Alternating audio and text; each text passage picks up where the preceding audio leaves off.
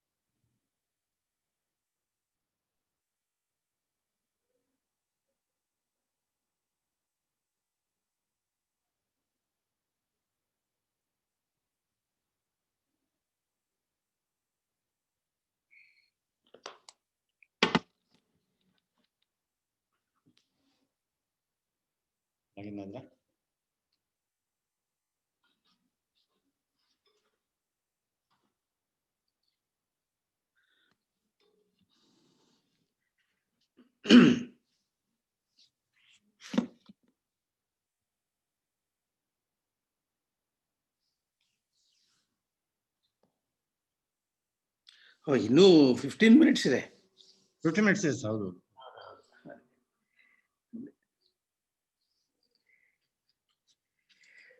ಯಾರೋ ನನ್ನ ಸ್ಟೂಡೆಂಟ್ ಕೇಳಿದ್ರು ಇದರಿಂದ, ಯುರೋಪಿಂದ ಕಳಿಸಿದೀನಿ ಲಿಂಕ್ನ, ಅವರು ಜಾಯಿನ್ ಆಗ್ತಾರೆ. Very good very good. I am not to sure whether it will work out, but anyway I have sent ಇದು. ಯೂಟ್ಯೂಬ್ನಲ್ಲಿ ಹೇಗೆ ಅದು? That is simply through your channel it is going ಇದೆ. ಕನೆಕ್ಟ್ ಮಾಡ್ತಾರೆ, ಇಲ್ಲಿಂದ ಕನೆಕ್ಟ್ ಮಾಡ್ತಾರೆ. ಸರಿ ಸರಿ ಸರಿ.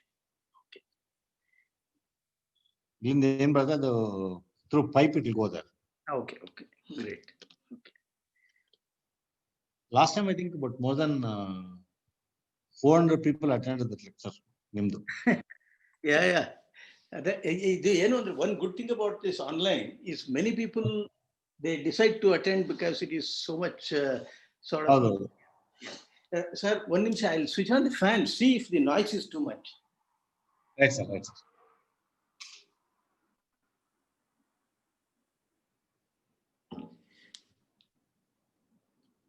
Adu power ididre I would have switched on the AC. Everything is ready, but power illa. Is it disturbing you, this fan? ಇಲ್ಲ. Okay. ಕೇಳಿಸ್ತಾ ಇಲ್ಲ, ಗೊತ್ತಾಗ್ತಾ ಇಲ್ಲ. ಸರಿ.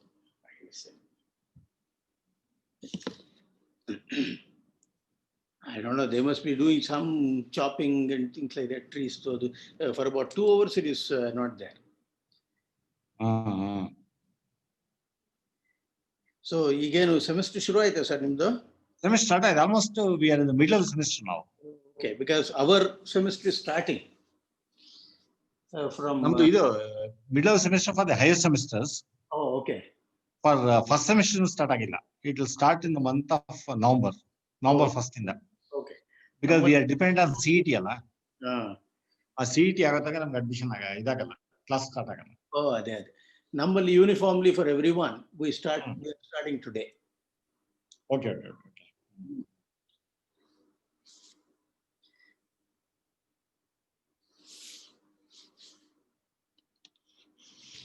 ನಿಮ್ಮ ಮೀಟಿಂಗ್ ಎಷ್ಟು? 4 ಇದೆಯಾ? You have to leave at 4? ಇಲ್ಲ ತೊಂದರೆ no problem. Let it go ಅಂತ. ಇಲ್ಲ, ನಾನು Hamming has given that lecture for only about 45 minutes. I don't want to exceed that, given a little introduction and ending. I want to close it in also about 45 minutes, and then take questions if there are. Okay.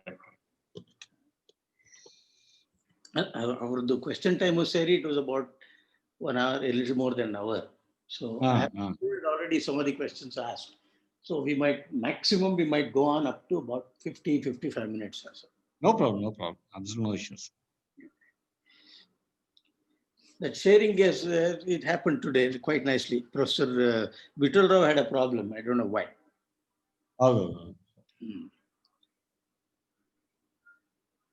The only disadvantage I find is that in all these online, we are in a kind of a home environment. So there are people shouting in the roads, ಹೌದು vehicles passing. ಹೌದು Today I had the unusual issue of one cat bringing her two kittens and just behind me now. She might start moving sometime. These kind of problems. These are typically domestic. ಹೌದು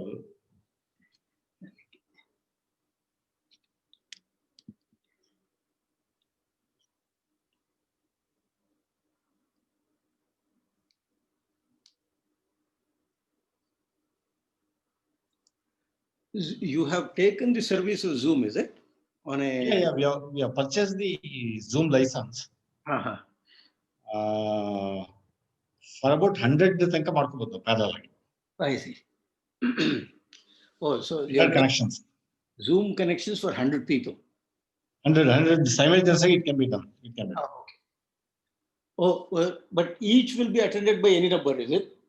That's separate, independent kind of thing. So each lecture can be attended by any number, but 100 such lectures. 100 faculty can teach in 100 different subjects at 100 different points. Oh, that is great. Okay. Yeah. We have similar licenses for Teams, Zoom, and then one or two more. Some 3-4 applications we use in the institute. All of them.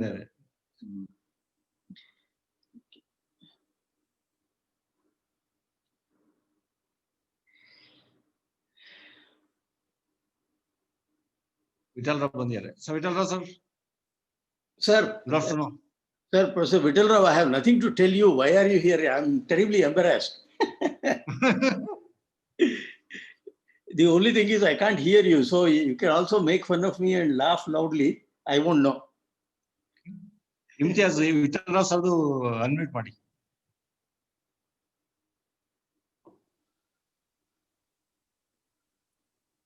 Yes, I can speak now. Yeah. So I'm saying it is so embarrassing that you are in the lecture. I thought Why do you say that? I don't know anything about what you are going to talk about. Now, if you are mute, then you can make fun and laugh at me loudly without any problem. So that's why I see the host forcibly unmuted me.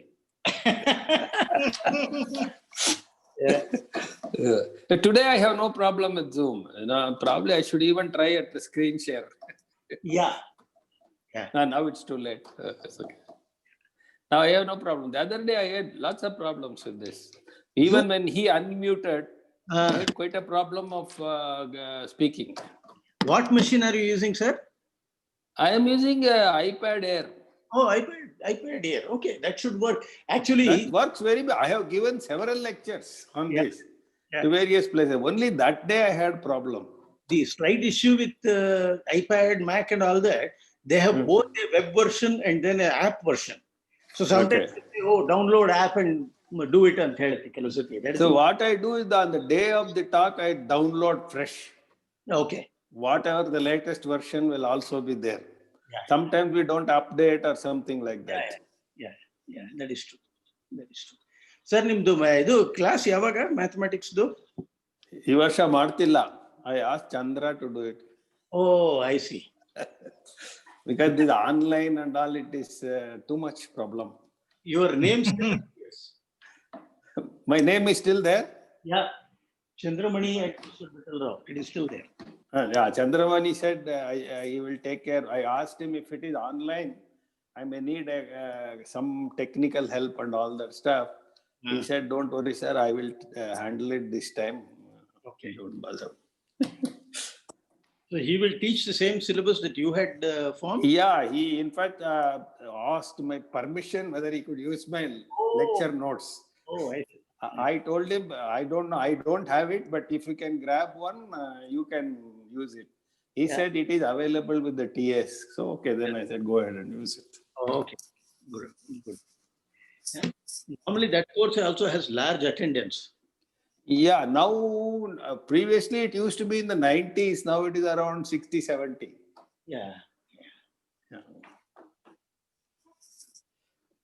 See, the problem now is they made it 2:1. Yeah.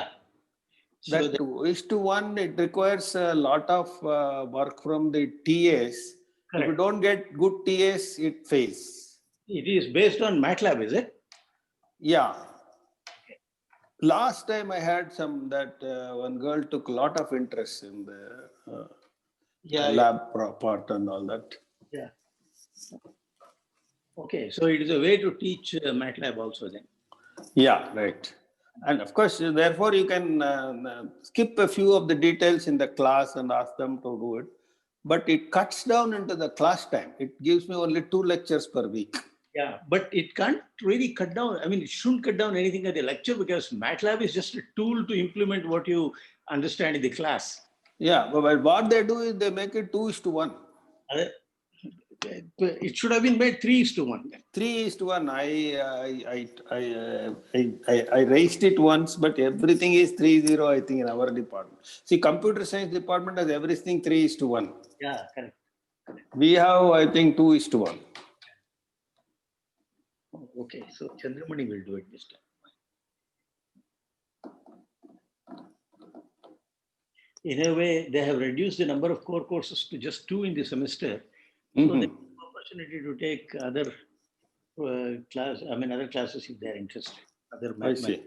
Yeah.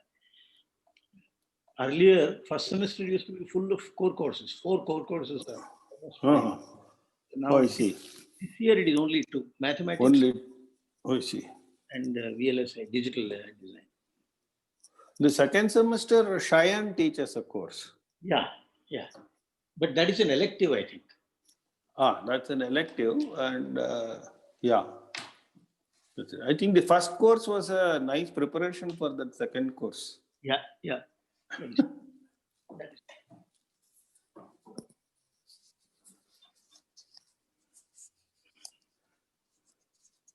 There is one problem. Yeah. Most people, because of this, all these digital things now available, people have gone back to storing their lecture notes and then videos and repeating the same thing. I think that it is like listening to a videoed recorded lecture of M.D. Ramanathan and not like going to a live concert. Yeah. Simply seeing a movie again. Yeah. That's right. But that was the whole idea about MOOCs and all this. I mean, you do it once and everybody can benefit from that. Yeah, but then I do it once, but when I do the next time, it is not the same thing that I did last time. I don't. Exactly. That's even today's lecture. I think this is about 4th or 5th time I'm planning to give. Every time it has been a bit different. I have changed some of the things the content should be identical because Hamming, what Hamming is saying. But still, there are some addenda for this, which is the stories will change a little bit. And also you see in the class, the expressions on the face of the students. Exactly. And you sometimes try to lift their mood by a little joke here and a story there. And those things are an example here. So I think these things are missing in this. I think that is the main thing. Otherwise, where is the need for a teacher? You can simply see a book. Yeah. And now books are also read by machines. Yeah. You can just sit and listen.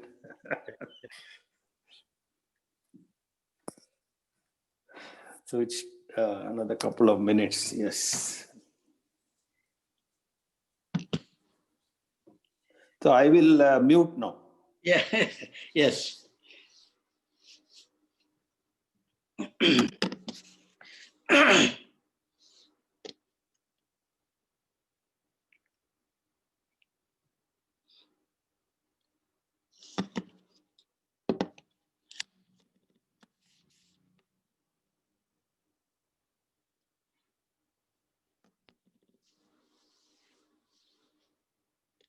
Vanessa, you're around?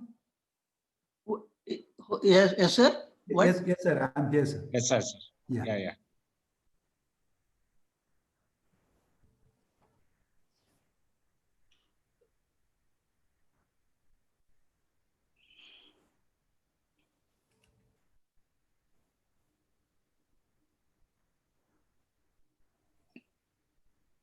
Sir, 3 o'clock, 1 minute correct start ಮಾಡ್ತೀನಿ.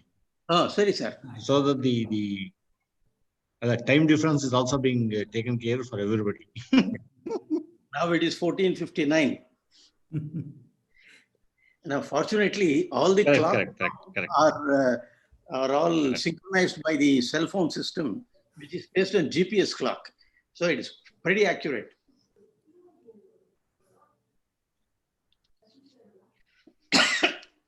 Yeah. Accurate, is it?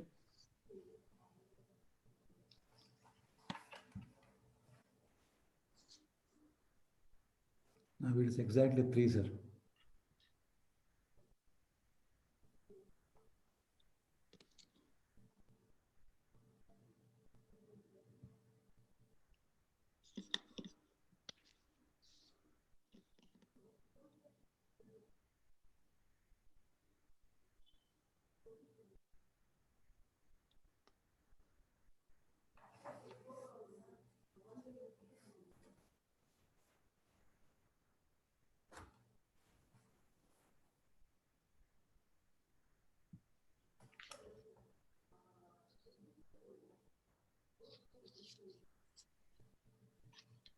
I'm back.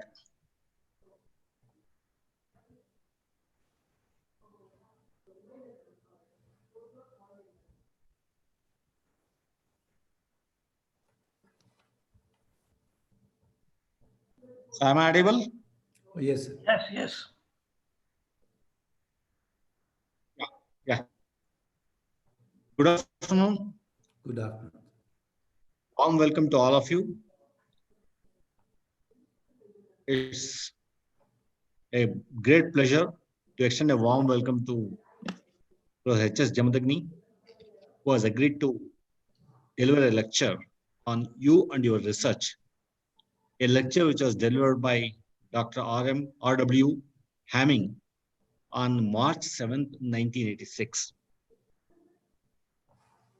And there's no interaction required from Jamadagni because every one of us know Jamadagni quite. As a formality, let me say only 1 or 2 words about Professor Jamadagni. Professor Jamadagni is a former professor at IISc, well known in the country for promoting the microprocessor education in 1970s and 80s. He strongly believes that whatever we do in academia needs to have some connect to the industry. It should be useful to the industry. That's one thing which has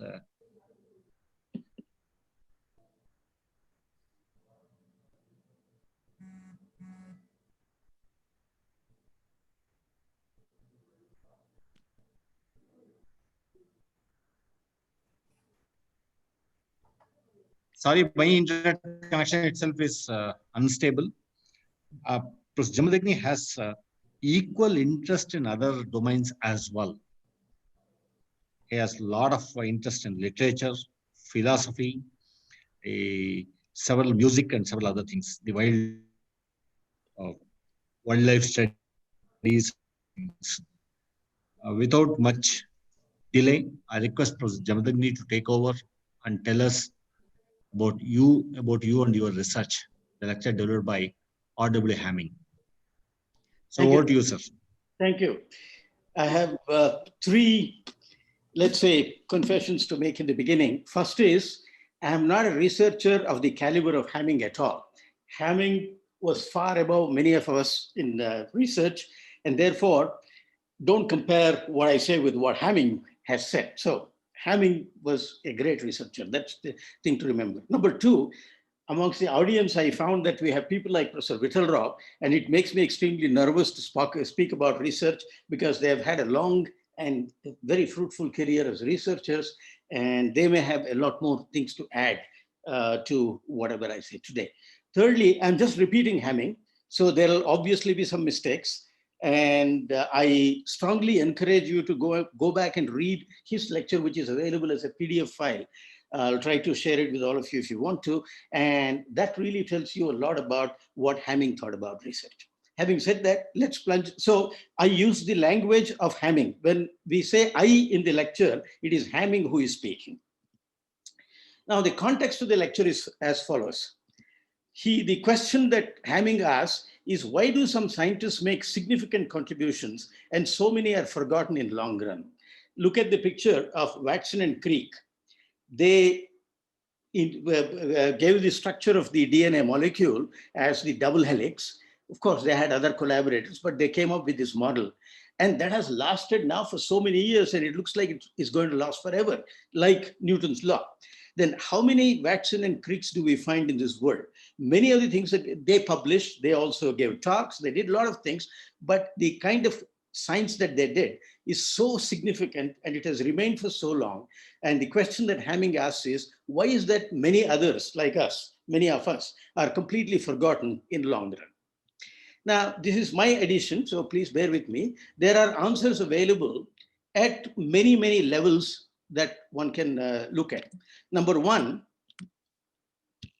you can look at the national policies and support for research, and you say that the great contributions happen if national policies are very good for that, and the support for research is very good for that. So the examples often given are the National Science Foundation of the United States, and then you have the Lincoln Lab shown below, which, I mean, the Sandia Lab, which was created with the government money. So the policies and support, and you have good policies and good support, then research is going to be great, significant. Some say, no, it is a cultural attitude. Not everyone does research in the same way. In spite of all the policies and support. Then some say there are institutional policies. There are individually different institutions which take different looks at these policies, and therefore the research will be different. And then some others say, look at collaborations and individual research. Both need to be supported, both need to be handled properly, like the Hubble Space Telescope that I have shown on the top left could never have been done without a collaboration between so many countries. So there are many, many other answers. There are probably another 100 more. The question, finally, it also boils down to the individual attitude. What you, as a researcher, think of research and how do you want to do this? Hamming is addressing only this. In his lecture, he clearly says, in this lecture, I am going to talk about you and your research. That is, what is your attitude and how can you do research, is his attitude. The way he does, I mean, okay, a little brief about Hamming. He was essentially a 20th century person. Then he did his PhD in UIUC at a fairly young age. And then he has his names in Hamming code, Hamming distance, Hamming windows, and so on. And he worked for a long time in Bell Labs. And he was one of the persons who was in the Manhattan Project, the beginning of the atomic bomb, where he was given the task of running computers for all the physicists in the whole project. He was there for a long time in the Bell System Lab. Then he shifted to Naval Research Lab, where he was given an adjunct professorship, and he was teaching there also for a long time. Incidentally, there is a story about the Hamming window, which I'll tell you in the end. So we are going to simply follow him verbatim, literally. Now, the first is, he asked, why is it important? Why do you ask such a question? Is it always important that your research be significant? His answer is very interesting. Why shouldn't you why should you do significant things in this one life you have, however you define significant? He says, I'm not going to define it, and you know what it means, what I mean by significant. I will talk mainly about science, that is significance of science, but outstanding work is characterized very much by the same way in most fields. He includes art, mathematics, every other area. And he always takes examples of different people. And one of the things he has in mind is Shannon, who is shown here, who did some extremely important work. Then what he does is he starts taking different so-called factors. Remember that he's talking about you and your research, that is individual factors. So he takes about individuals to whom he has talked, whom he has seen, whom he has observed. And he thinks that there are a number of factors that people talk about, and then he talks about each one of them. The first one is what is called luck factor. That is, as an individual, you can say that you are very lucky to be a proper researcher. You are very lucky to be in the right place, the right time, at the right subject, and so on. He says, people think great science is done by luck. Well, consider Einstein. Note how many different things he did that were good. Was it all luck? Wasn't it a little too repetitive? Consider Shannon. He didn't do just information theory several years before he did some of the great things. Now, talking of Einstein, many of the things that people don't even, I mean, he's remembered for relativity, but then he worked on Brownian motion, he worked on photoelectricity, then he worked on so many different kind of things. And he was a patent officer, and he's supposed to have said that be a patent officer because that gives you an openness and you see so many ideas that come through you. And then you will have an occasion to determine whether an idea is really interesting and important. So Einstein is a really and he was a great musician on top of it. And he was a cyclist and so many other things. So was it a little too much that he was lucky in Brownian motion, he was lucky in dealing with thermodynamics, he was lucky in so many things? So that, and cosmology, for instance, and so many other factors. So he says, yes, luck is considered a factor, but I think it is a little too repetitive if you look at really successful people. So it can't be. So he takes the same luck factor and says, Pasteur said, luck favors the prepared mind. This is a very famous sentence which is used by many others. Professor Balram mentioned the other day. So luck favors the prepared mind. There is indeed an element of luck. And no, there isn't. There is no element of luck. That's what Hamming is saying. Yeah, there is indeed an element of luck, but no, there isn't. The prepared mind sooner or later finds something important and does it. It's a very interesting statement, a prepared mind. How do you prepare your mind? And this preparation of the mind is unrelated to your research topic or your research title or your supervisor or your institution or anything. The mind has to be prepared. So that may be mathematics in some area, it may be color combinations in another, or it may be philosophical thinking, whatever. But unless we are prepared, the mind is prepared, then nothing is going to happen. Sooner or later, it finds something important. So he dismisses luck factor in a way, saying that, yes, of course, you have got to be lucky. There is a small element there. On the other hand, to be lucky, you have got to be really prepared. You prepare your mind. And then once you're prepared, the luck favors your mind. Then the second factor it talks about is brain factor. People say that, well, unless you're really brainy, you have a IQ of 175, 200, whatever, you can't be a great scientist. So he takes 2 or 3 different aspects. He says, great work is something else than mere brains. Look at this. It is a very nice and very reassuring statement coming from somebody like Hamming. He says, great work is something else than just mere brains. Brains are measured in various different ways. In mathematics, theoretical physics, astrophysics, typically brain correlates to a great extent with the ability to manipulate symbols.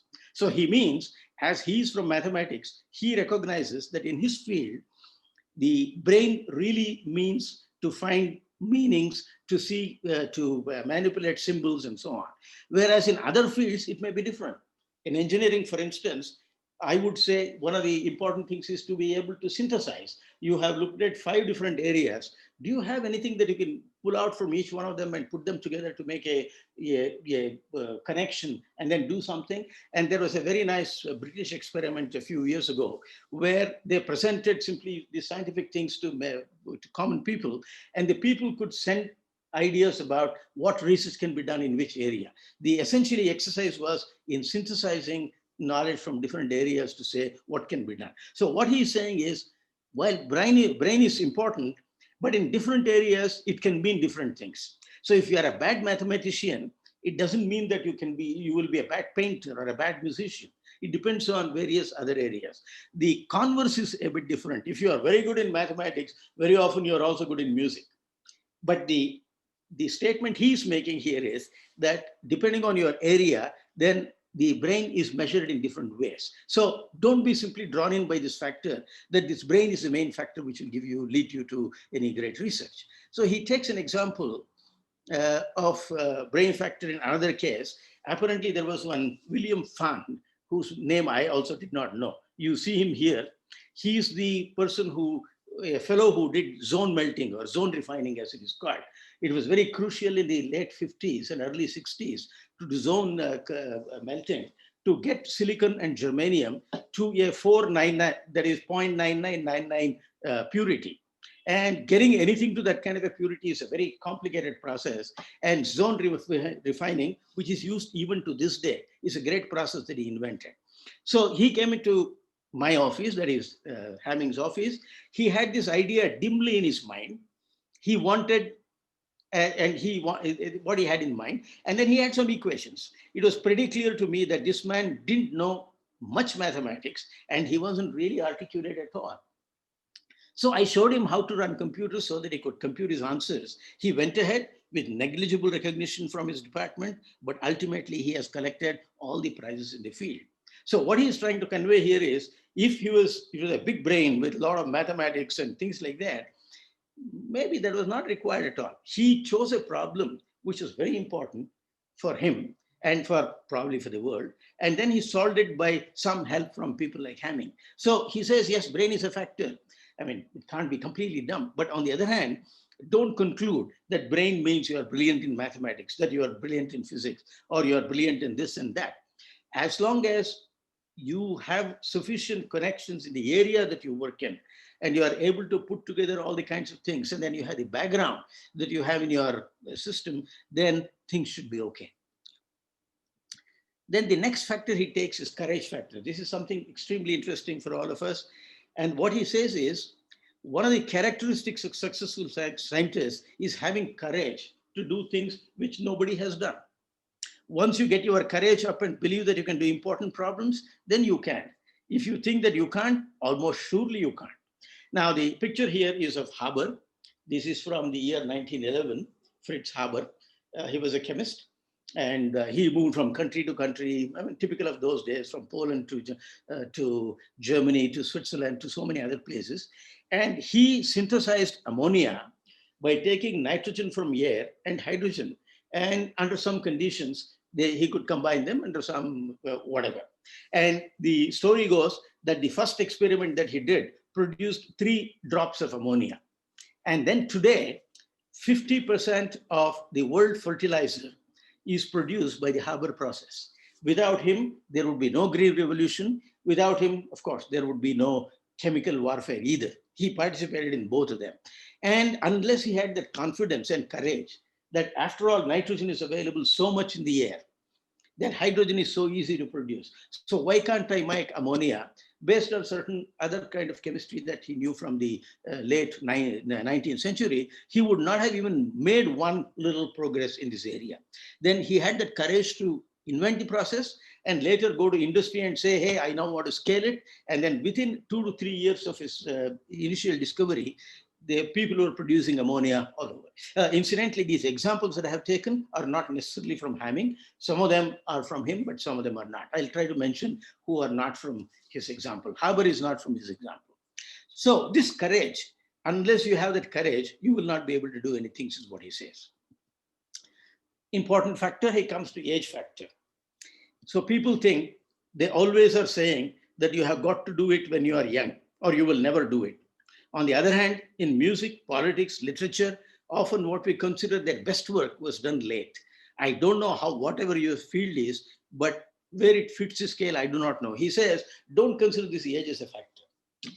If people are too old to do something, no, I don't know. It depends on the area. It depends on so many other factors. In fact, he's saying it depends on the age itself. I mean, if you think that you are too old, probably you will not do it. Now, to give an example, this is again, I took it from his reference to the literature and painting here. I don't know if you know this character. He is one Pablo Picasso, and his paintings are the most expensive one today. They are sold at 100 million to $1 billion kind of per piece. And this is a self-portrait he made just a few months before his death at an age of 91. And this painting, I don't know how many $100 million it is. And therefore, and I mean, the artists do consider this is one of the most wonderful paintings that he ever made. It is his self-painting, his own character. You can see how clearly it is. It's a 91-year-old man. Many people at 91, they can't even move their hands, let alone the paintbrush. And Picasso did this. So what Hamming is trying to say is, don't consider age as a factor. Yes, it has something to do with, I mean, some illness, other many things can happen. But depending on the area of your work, age need not be a factor at all. He gives a very interesting alternative. Again, this picture is from me. I'm not going to say who it is because I'm going to offend a lot of people. So the age factor, he says, why age seems to have an effect at all? If you claim, therefore, that age is not a factor, why does it happen? He gives a beautiful reason, which I think we should all be very aware of. In the first place, if you do some good work, you will find yourself on all kinds of committees and you are unable to work anymore. I think it is I'm sure that many of us who are sitting, who are in this lecture today, you know this too well. And there is, at one point of time, being in committees seemed to be so important that the more committees you are in, the happier you are. And therefore, once that happens, this is what happens. He says, age factor is mainly this. You are in committees, and then you are unable to do any more work, and then you are unable to sit down and do anything at all. And many Indian scientists who became bureaucrats are exemplified by this particular statement of Hamming. And one of the examples I have shown in this picture is one such luminary. The second factor he says is, this is Britain, a scientist, one of the persons who discovered transistor. So age factor, he says, when you are famous, it is hard to work on small problems. Very interesting. Another lead that Hamming says, say they become the famous ones, fail to continue to plant little acorns from which the mighty oak trees grow. They try to get the big thing right off, and that's not the way things go off. So you do a transistor, then he asks the question, what next? Out of the three famous people who invented transistor, only Bardeen went on to do other things completely unrelated to semiconductors and then won a second Nobel Prize. Whereas Shockley and Britton, both of them, they sort of, I don't know what happened to them. They got into committees also, I know for sure. And then they were also in other areas. And as Hamming says, they did not look at any small problem anymore. Inventing transistor is such a big deal that how can I look at any other small problem? So that's how the age factor came into picture and deserted them. This is an unknown picture, unknown senior citizen. And this is taken in the context where Hamming says, the Institute of Advanced Study in Princeton has ruined more good scientists than any institution has created, judged by what they did before and what they came, and judged by what they did after. Not that they weren't good afterwards, but they were super before, and they got there and were only good afterwards. This is another interesting factor. Many of them, once somebody gets a good prize or becomes a FRE or whatever, FRS and so on, they are offered positions in various places. There they're asked to sit down and be decorative, more or less. I'm sorry to use the term, but then more or less, this is what happens. And they are decorative because of the past. And the place where it doesn't work is sports. If somebody has done extremely well for 40 years, 41st year, he can still be thrown out of the game, because that is a brutal area where you cannot perform if you are above that age, and you cannot be constantly doing this. Whereas here, after 40, you had something like 500 papers, and then you had all the awards, and then you are given a corner, and that's it. One of the famous examples of this that I have personally seen is Professor Kalman. After his famous work on Kalman filters and so on, he was offered a professorship in Zurich, in the EPF Zurich, and he became a professor there, and practically didn't do anything there. He was just sitting there, and one of his famous problems that he solved there was, in Zurich, they have trams where they just examine whether you have a ticket or not, and if you don't have a ticket, you pay 80 francs or whatever, fine. All that he did for several times was the statistics to find out, is it worthwhile traveling with tram ticket at all, or just pay the fine once in a year. So once or twice, if you are caught, it is cheaper to travel without tickets than otherwise. Imagine Kalman doing this work. This is the kind of thing that, I heard this story. I think there is some truth in it, and don't hold me by that story if that is not so true. Then comes working factor, working conditions. He says, what most people say is, oh, success is all because of working factor. What most people think they are best working conditions, they are not. Because people are often productive when working conditions are bad. We have seen this time and again, particularly in India, this is applicable. Imagine what C.V. Raman did in those days, and I don't think by any stretch of imagination you can ever consider that he had a working condition that was great. Then the next factor he talks about is a drive factor, and he gives the example of Tucky here, the famous FFT algorithms, Tucky, Cooley and Tucky, this Tucky, most great scientists have tremendous drive. So he talks a little bit about how John Tukey was such a fantastic driver. Not only he himself had a lot of drive, but he would also drive everybody around him in a nice way, sort of push them. And his very smile you can see in this picture was a great encouragement for a lot of people. And then he says, most good people have tremendous drive factor. Remember, at the background, all the time we are talking of individuals. He's talking about individual characteristics that people need to have and do great research. Then he talks about hard work. Is it important for research? He says, knowledge and productivity are like compound interest. Given two people of approximately the same ability and one person who works 10% more than the other, the latter will be more than twice outproduce the former. The more you know, the more you learn, the more you learn, the more you can do. The more you can do, the more the opportunity it is, very much like a compound interest. So he says, yeah, certainly hard work, you must put in a lot of hard work. He says, hard work factor, there is one thing that you will have to notice. I spent a good deal more time for some years trying to work a bit harder. And I found, in fact, that I could get more work done. I don't like to say this in front of my wife, but I did sort of neglect her sometimes.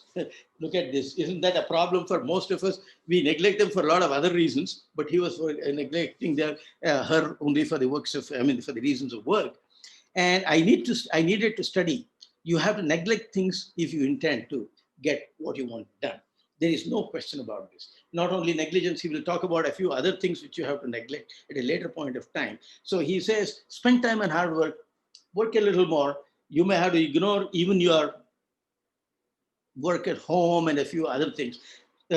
These are disputable. I'm not saying that people cannot ask questions about this. Yeah, but this is his attitude. He said that I worked hard and I did better than others because I worked hard. There is a question of ambiguity. This is another very, very important for a researcher. Most people like to believe something is or is not true, particularly with respect to research. Great scientists tolerate ambiguity very well. They know that this is true. They know that something can go wrong. They can know that something can be proven better. They believe the theory enough to go ahead. They doubt it enough to notice the errors and faults so that they can step forward and create new replacement theory. So if you believe too much, you will never notice flaws. And if you doubt too much, you won't get started. It requires a lovely balance. Look at this the sagely statement that he makes, the sage. And the picture here you see is of Charles Darwin, who did so much of work to come up with this theory of evolution. And he obviously did have a lot of doubts, did have a lot of ambiguity. And when he went around collecting evidences for his things, he didn't even know that it would be an evidence. He went on studying with an open mind, keeping this ambiguity factor always in mind. And it did a lot of good for him. And then he came out with this. So the ambiguity is very important. I'm giving the pictures of these people because for some of these things, they are the paradigms. Actually, they tolerated so much of things like what I said. Then you have a commitment factor. This commitment, he says, most great scientists are completely committed to their problem in one area or multiple areas. Those who don't become committed seldom produced outstanding first-class work. When you have a real important problem, you don't let anything else get at the center of your attention. You keep your thoughts on that problem. The example of this is Martin Vetterli. He is now the president of EPFL in Switzerland. And he is the wavelet man.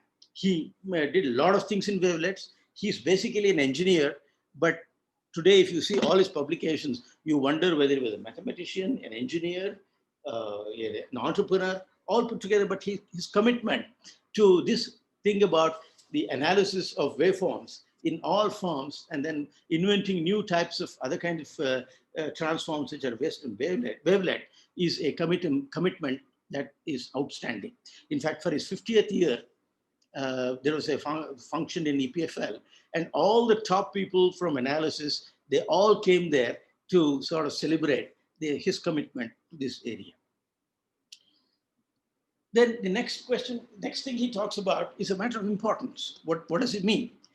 If what he says is you have to work on important problems. If what you're doing is not important, and if you don't think it is going to lead to something important, why are you working on it?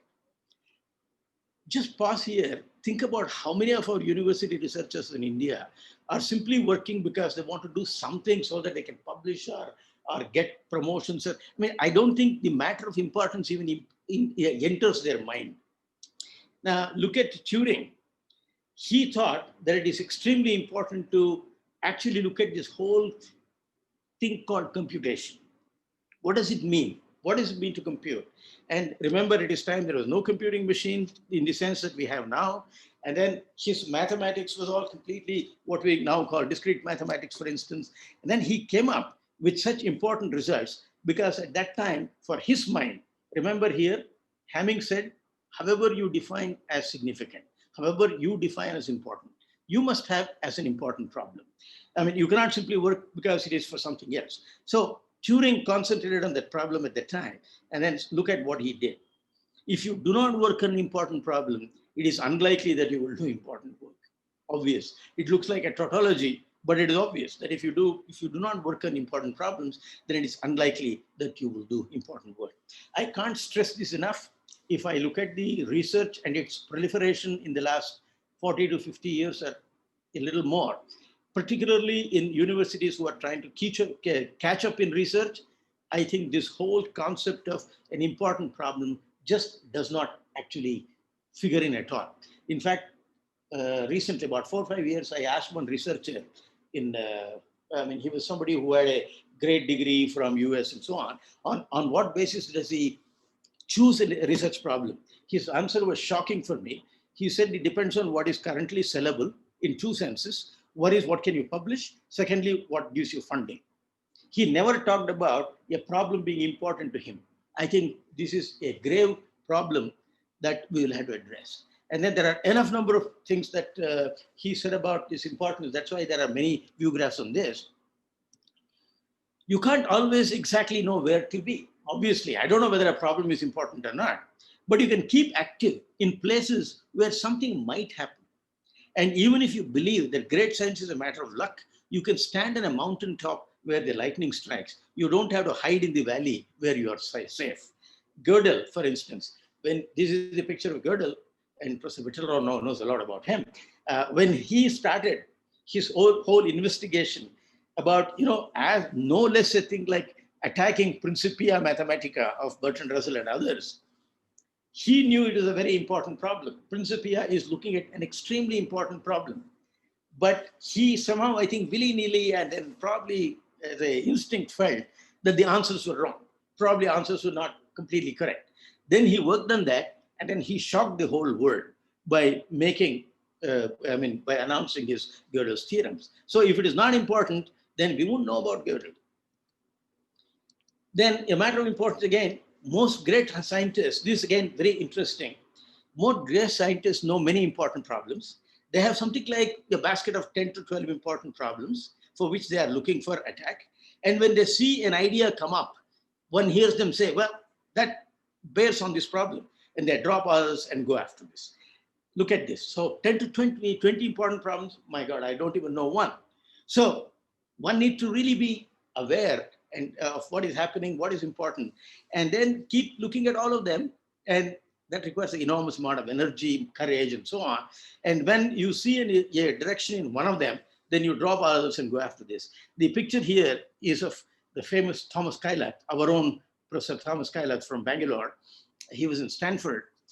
When you look at what he has done, I don't know what he is. He's a mathematician, he's an engineer, he's an entrepreneur, a scientist, many, many things. He wrote books, he wrote papers, he encouraged so many people to do. He was a great teacher, he was everything. At any given point of time, he would have something like 10, 20 problems like what Hamming says. And then he would go after one of them when it became an extremely important problem, and then he saw a solution there.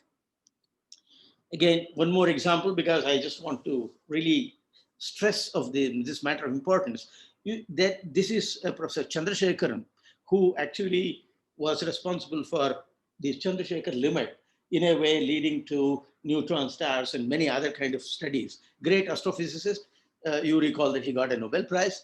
Then you should do your job in such a fashion that others can build on top of it. Remember, I mean, see what a tall order he tells you. You have to do something on which others can build. So they will indeed say, yes, I have stood on so-and-so's shoulders and I saw that further. This is the essence of science, which is accumulation. So what people like people who work on important problems say is that unless you work on an important problem, it doesn't build a base on which the science is built, which is cumulative. So work on something which is a matter of importance. So he can't say enough of this to us, Hamming. He keeps on talking about this matter of importance. Then he goes to another factor. I noticed that if you have the door-to-door of your office closed, you get more work done certainly today and tomorrow. And you are more productive than most. But 10 years later, somehow you don't quite know what the problems are which are worth working on. So all the hard work you do is sort of tangential to what is important. So he says, keep an open door, discuss with others, and then have these 10 problems refined all the time. And there, from here onwards, I have mixed up a little bit with some of the questions that were asked after the talk. So somebody asked, is stress a factor in research? He says, certainly. But if you want to be a great scientist, you are going to have to put up with stress. There is no question. You can lead a nice life, stressless life. Then you can be a nice guy, or you can be a great scientist. If you want to lead a nice and happy life, please, with a lot of recreation and everything else, go there. Look at the TV. He mentions TV and many others. He didn't have social media of today, but he would have mentioned them too. And he says, you want to be there, if you want to be a famous Facebook personality, so please do so. But then you can't be a scientist. If you want to be a great scientist, then you'll have to put up with certain stress. How does this stress come? You all know that it comes from various factors, and he talks about that. Then this should have come one view graph earlier, but still, I put it in the same sequence that he has put it. Somebody asked about dialogues and then this open room. Don't you think you're wasting your time kind of thing? Then he says, you want to get rid of all those sound absorbers who are nice people and say, oh yeah, you are good, you are great, you are doing well and so on. But you have to find those who will stimulate you right back, which means give you feedback, give you honest feedback, and even share ideas and thoughts. Somebody got some idea because of your thought, that person should tell you, this is my thought, this is what triggered from you. And then it goes on. So he says, get rid of all the people who simply say, oh yes, good, and then goody goodies and so on. The matter of reading, again, is a big problem for all researchers. They read tons of matter. So he says, you need to keep up more to find out what the problems are than to read to find the solutions. Look at this marvelous statement that he makes. If you keep on finding solutions, you will probably, you will know it is all the guides. Many people write guides about questions and answers. It is something like that. He says the reading is necessary to know what is going on and what is possible. You read, but it is not the amount, it is the way you read that counts. An extremely, again, sage remark here. And if you look at people like Eruditus, a mathematician, again, I quote mathematicians because they are somebody whom we can worship. And this man was a problem solver. I mean, he always looked out for problems. He said, my brain is open. And then go and pose him a problem, then he would solve. So what Hamming is saying is, be on the lookout for problems when you read. Don't look out for solutions. A matter of selling. Then he says, oh, then all researchers, what should they do? So he says, you have to learn to write clearly and well so that people will read it. And obviously, I mean, there are many examples that I used to give here where it took 1 century to recast what somebody wrote in geology. It shouldn't be that bad. You should write clearly so that people will read it. You must learn to give reasonably formal talk, probably with a tie and whatnot, give a reasonably formal talk. And you must also learn to give informal talk, absolutely humorous and informal. You listen to people like Martin Vetterli, Professor Vittelrau, or others, you will know about what is a formal talk and what is the informal talk. Both are extremely educative, both are extremely interesting, both are extremely entertaining, and then you simply, it is as though, oh, is that all I know about, I mean, is that all in mathematics, is what you come to know when you talk about this. And Richard Feynman was also such a great man. So he says, goes on further to say, talk is an art. You should paint a general picture to say why it is important and then slowly give a sketch of what was done. Again, a very sage remark on how to give a talk. And on the left is a famous talk called An Inconvenient Truth on global warming by Al Gore. And it is available as a 1 hour, I think it is downloadable now. I would strongly recommend you to look at this. He is talking about the general picture of climate change. Then he goes on to why this is important, and then what is happening, and what is done or what is not done in this particular area. And this Inconvenient Truth is one of the master classes of lectures. He did spend a lot of money to prepare it, but nevertheless, somebody took this talk, that is, Al Gore took this talk so seriously that he actually went on to do one of the best things ever. Incidentally, I have the CDs of those days, and if somebody wants to see it, I'll be happy to share this with them. Then, this is again a question that he asked. It's a matter of updating about research. Somewhere around every 7 years, make a significant, if not complete shift in your field. Extremely dangerous to some of us. We live in a field forever, and well, he says it is not good because you tend to use up your ideas. And when you go to a new field, you have to start all over as a baby. You are no longer a big muckety muck, and you start from the bottom and start learning. Therefore, every 7 years, you just make a complete change. If not a complete area change, like from, say, physics to philosophy, which some people have done, or physics to engineering, which some people have done. If not that, at least in your own area, drop your areas and then go to some new areas. I have heard some of my faculty colleagues from the institute say that they have used up all their areas and they want to switch and then do new things. Whether they did, I have not followed up, but some of them they did say this. Then the next is interesting, where to be. So if you want to be a great researcher, you won't make it to the president of a company. So he's saying that you won't become a research manager. If you want to be a president of the company, that is another thing. Please do become a project manager. When your vision of what you want to do is what you can do single-handedly, then you should pursue it. The day your vision is bigger than what you can do single-handedly, then you have to move forward to management. Well, this is a little very sharp and hard statement that he makes, that as long as you can do your research work single-handedly, by single-handedly here he means a small group, students and postdocs and all that. But when you have to go beyond that, when you require a huge organization, then you have to move towards project management. Then in the lecture, in the talk, he says, if you want to be a manager, good luck for you, be a manager, but then don't dream of being a scientist. Then he goes on to define a few errors that we make. First one, scientists will fight the system. So we have this, we have that, and so many rules that we follow, rather than learn to work with the system and take advantage of all the system that has to be offered. How many times when we faculty meet, we don't discuss this issue saying that this was bad, he made this happen, he didn't give this, so many things. Then it has a lot if you learn how to use it. That's what he says. And it takes patience, but you can learn how to use it. If you can learn how to use the system pretty well, you can learn how to get around the system. So usually he says, go with the system. It was created by a large number of people, and to fight it is difficult. He goes further to say that we make a lot of personality defects because of this. Able people don't themselves, they don't commit themselves to the kind of warfare with the system. They play it a little bit and drop it and get on with their task. He gives an example of a colleague of him. He had to change his building, and the building was somewhere else where the computer was placed. Then he applied in Bell System Labs to give him a bicycle.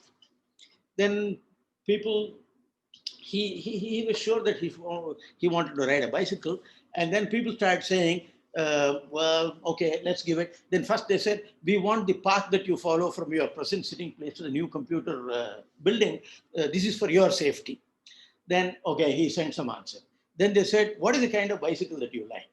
And then when he mentioned something, he said, no, this is too big for your age. So after 3 rounds, he said, forget it, you are not giving a bicycle. Either he bought his own, he doesn't say what happened, but he stopped with the system. So he says, play a little bit and drop it. And the example is Galileo. he went on saying so many things about the Copernican system. When people wanted to burn him, then they said, oh, sorry, I retract. And he did not retract, but he sort of, well, that's an extreme way of sort of not coming, withdrawing from a system just to accommodate them. But then he had to play, otherwise he would have died like the Giordano Bruno, who was killed on the stakes. So very few have the ability to both reform the system and become a first-class scientist. Look at this. I think this is a warning for all of us. Hamming telling us from his ability that to reform the system and become a first-class scientist is a problem is something which we'll have to think about. The next thing he talks about is wanting a total control and not willing to recognize that you need the support of the system. He says this is a defect. Don't do too much of this. Then the personality defect he talks about is the ego is assertion. Again, this is something where all of us are extremely familiar. If you choose to assert your ego in any number of ways, I'm going to do it my way, you pay a small steady price throughout the whole of your professional life. And this over a whole lifetime adds up to an enormous amount of needless trouble. He's not saying don't be egoist from any religious or any other point of view. He simply says it is bad for you. If you try to do this, you lose out so much in life. And he quotes also the famous equation of Einstein, who said ego is equal to 1 over knowledge. The more you know, the less ego you have. And finally, he says, again, this is a word from Hamming. I took the example of Dalai Lama because he's the exemplified personality of this personality correction. Often a scientist becomes angry, and this is no way to handle things. Amusement, yes. Anger, no. Anger is misdirected. You should follow and cooperate rather than struggle against the system all the time. So interestingly, he says, go with the system, try to correct it. If it doesn't, move on and be a scientist, and then don't do anything with the system. Try to sort of circumvent the problems of the system. If you want to do both, very often you are not there. So finally, in summary, he says, I claim that some of the reasons why so many people who have greatness within their grasp don't succeed are the following. See what he is saying. It's a beautiful thing. He's talking about you and your research. So there were people from Bell Labs who attended this lecture. So he's telling them that you have greatness within you, within your grasp. You don't do it because, number one, you don't work on important problems. Number two, they don't become emotionally involved in the problem. You're not involved in the problem at all. Then they don't try and change what is difficult to some other situation, which is easily done, but is still important. So he talks a little bit about in the talk, you can read it. When he says that you are in a hard problem, sometimes there is an equivalent smaller problem that you can look at, which you can more easily solve. And so tackle that is what he says. And then they keep giving themselves alibis for why they don't. Many people say why they couldn't do good work. They give so many alibis saying, my grant can come, my principal is not good, my colleagues are not cooperative, I don't get good students, any number of alibis. And they keep saying that, and then therefore it's a matter of luck if you have a good boss, a good student, a good postdoc, and so on. And they keep saying that this is a matter of luck if you want to get all of them. So he says, none of this is true. I have told you how easy it is to correct all this. Furthermore, I have told you how to reform. So please go ahead and do the reformation, is what he says in these 40 minutes of his talk. I added this one last view graph. Would he have said anything after 1986? He died in 1998. Till then, he didn't repeat this. He might have repeated this lecture at a few places, but he didn't seem to have added anything more. So what I would imagine is Hamming was a pioneer in use of computers in research. He was actually brought in the Manhattan Project to actually program computers for assisting the atomic scientists. So computation has now leapt boundlessly after his work. 1986, just the 386 machine had come out. 1 MB memory was a big deal. And today, in spite of being in Bell Labs, I don't think he saw the kind of machines that we see today. And today we are talking about supercomputers in our hands. Therefore, this is something that we will have to be aware of. Then a consequence of that is the so-called data science has become crucial, collecting data, analyzing, using them for various things. And then simulation has become crucial. A lot of different things are done. And there is even a theory going around saying that we are all probably simulated beings in somebody's simulation. I mean, it has gone to crazy depths, the kind of simulation people are talking about. And visualization has become crucial. What you see in this picture is the visualization of a black hole. And a black hole we could never, I mean, by definition, a black hole cannot be seen. But now, suppose I can visualize a black hole. What is happening really? Is there an event horizon? How does it look like? And that has been possible because something like about 200 people worked on data that we got from the black hole and visualized. And this visualization is one of the most fantastic visualization of black hole. And therefore, simulation, data science, visualization, they have become crucial. And these are must know for the researchers. Probably Hamming would have said that, please get to know these areas if you are a scientist of any worth at all. So I close here. The challenge was the original lecture by Hamming was 40 minutes with a couple of questions. As I added the questions, I thought I'll do it in 45 minutes. And I suppose I have been able to finish it in 45 minutes. And I'll be happy to take some lecture, any questions on this. One word of warning. I mean, in the sense, this was Hamming's view. You may have a view which is very different. Nothing wrong in having that. And then if you have, please do think about it, discuss about it, and see in what way is it different and probably superior to what Hamming had. Thank you very much.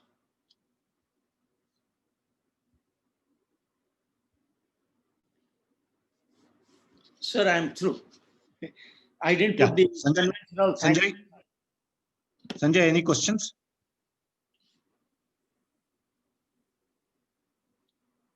Sanjay? Sir, Professor Vittal Rao may want to add anything to this. Yes, I am here. Yeah. Is there anything that you want to add to what Hamming said, sir? There's one thing that comes to my mind is about these old and young people. Yeah. There is a beautiful lecture by R. Chandrasekhar. Yeah, correct. I remember the book Truth and Beauty. Yeah, correct. In that he says, when Beethoven became deaf, and he went into a depression, and he came back again at the age of 40. He wrote to a friend in England that now I know how to compose music. Yeah. Then Chandrasekhar says, I do not know anybody in science who at the age of 40 will say, now I know how to do research. Yeah. There is this difference. And he also says, in art and science, in art, it is different, like music, poetry and all. You mature with age. That is the general feeling. But in science, it is young age. And he goes on to say, Newton didn't do anything worthwhile after 40. Yeah, probably. Yeah. That's true. Okay, there are always exceptions. Faraday did a lot of things till he died. Michael Faraday. In fact, Professor Brown at Purdue, that organic chemist who got Nobel Prize, he wrote an article saying that his best work was when he was after 70. Yeah, yeah. And so there are different views on this. Like Hardy would say mathematics is the young man's game. Yeah, so correct. It's different views. Gauss also did a lot of work when he was old. Yeah. But mathematics, generally, they say that your best results come when you're young. Yeah.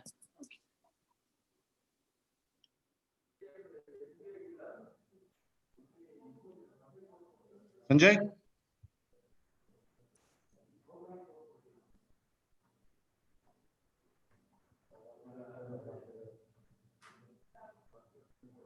Sanjay?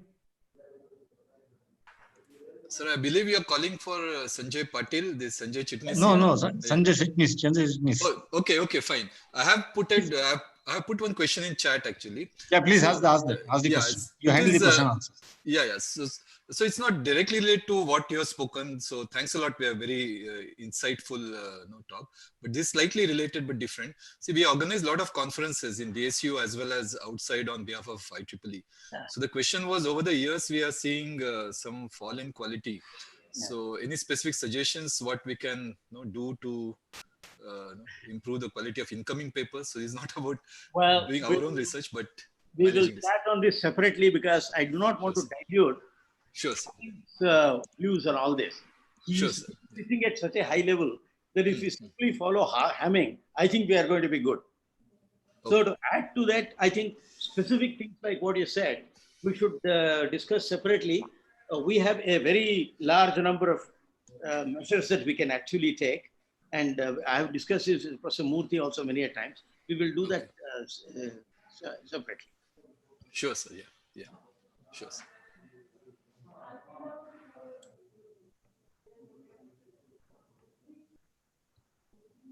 So there's one question.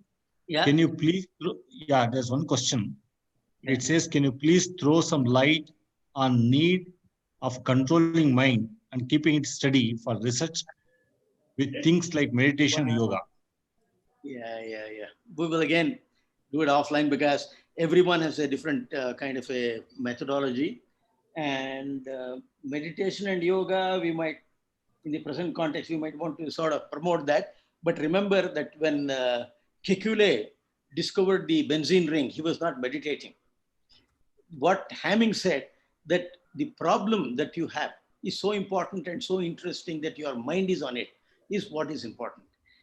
I don't know if you heard the story of Kekule in the late 19th century, very oft quoted. He was looking at the benzene structure, and it is C6H6. And if you take valence of carbon and valence of hydrogen, there is no way C6H6 can make sense. And then he was wondering about what is this damn structure of this. And then one day in his dream, it is said that he saw a snake swallowing itself.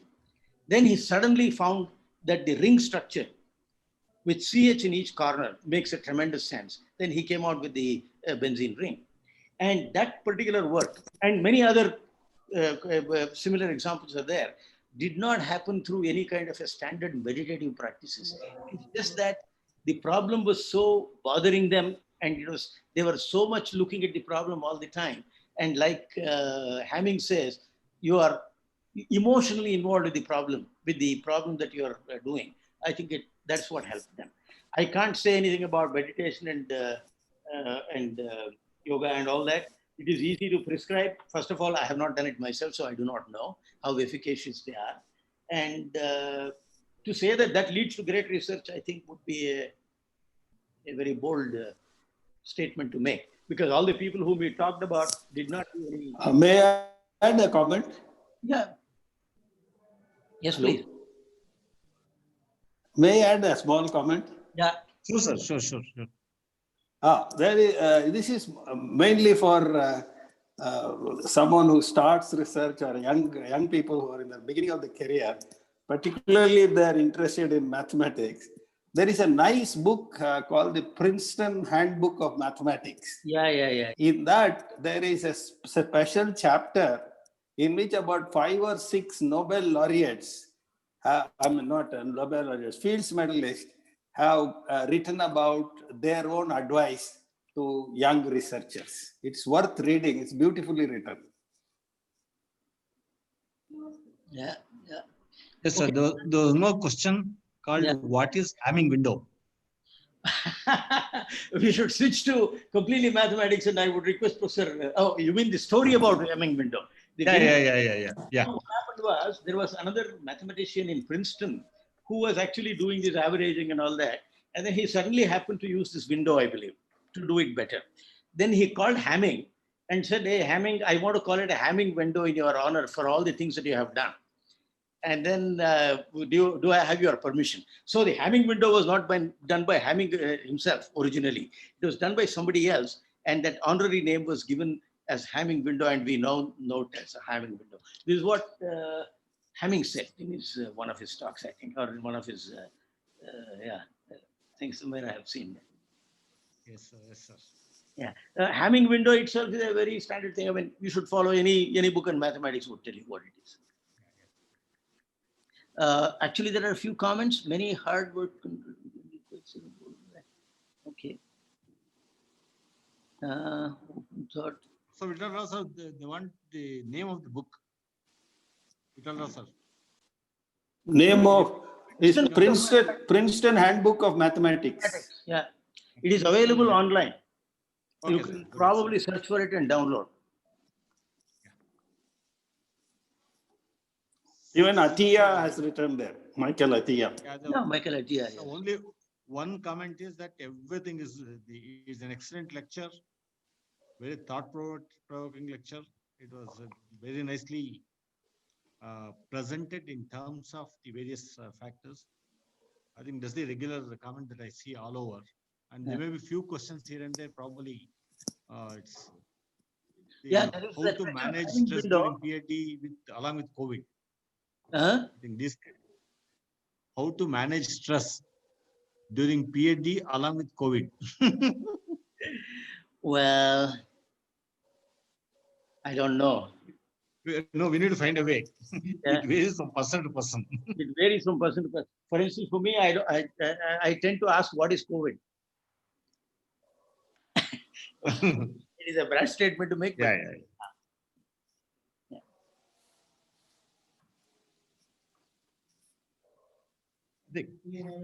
Yeah, please go ahead. Yeah, Professor Krishnamurthy has a question. yeah, Professor V. Krishnamurthy. Yeah, yes, sir. yeah. Go ahead. I'm unable to hear you. Ilman. He's coming, sir. 1 minute, 1 minute. Yeah, He's coming.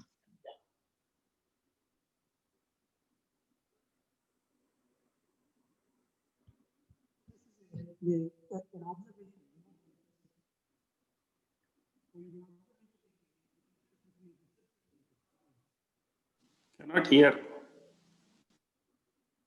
As a personal opinion, Yeah, researching is rather easier than reforming.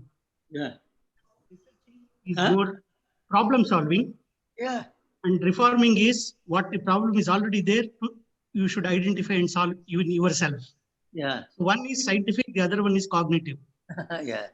I feel that reforming is more tougher than researching. You feel reforming is tougher? Yes. Yeah. No, mainly because reformation of a system is because system is made by so many people together, you see. Yes. And so to say that this is bad and then we can't do that, I think it is, okay. Yeah, point well taken. Sir, will Close it. yeah. I think mostly these are the kind of questions. Everybody says that it's a wonderful session.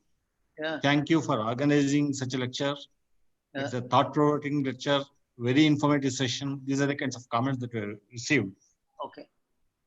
Thank you very much for taking time of your busy schedule to be with us this afternoon. Yeah, This particular lecture was organized for the budding researchers, the students who are doing the research, and also the research supervisors, and also the various interested people in the community. That's how it was been. About 227 participants were there in the lecture as per the Zoom kind of a thing. And you covered close to about 22 different factors which Hamming discussed in his lecture for doing good quality research. Of course, all of them are important. Obviously, the message is that the various factors need to be considered. I think we need to consider an informed decision has to be taken, and it also depends on the individuals. That's what it comes out to be. Yeah. Thank you very much, and we request you to consider giving such lectures in the future as well for the community, so that a lot of people stand to benefit from these kinds of discussions. It's a wonderful session. Thank you. Thank you very much. Thank you, sir.